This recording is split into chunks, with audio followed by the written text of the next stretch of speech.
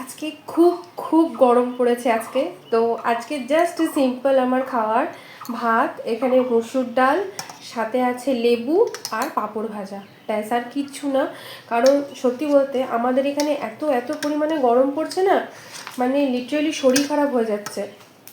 তো তার জন্যে একদম সাধারণ, মানে একদম পাতির থেকেও পাতি খাওয়ার, কোনো মাছ মাংস কিচ্ছু না। কারণ এই গরমের মধ্যে মানে না খাওয়াটাই ভালো, কারণ ভীষণ গরম পড়েছে। লেবু চিপে খাও সবচেয়ে বেস্ট, আমার তো তাই মনে হয়।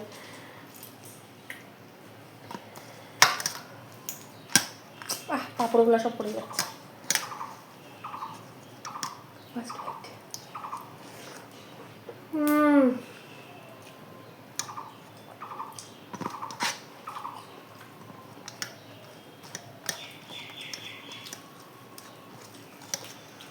এর মতো অমৃত না পৃথিবীতে কিছু হয় না, দারুণ।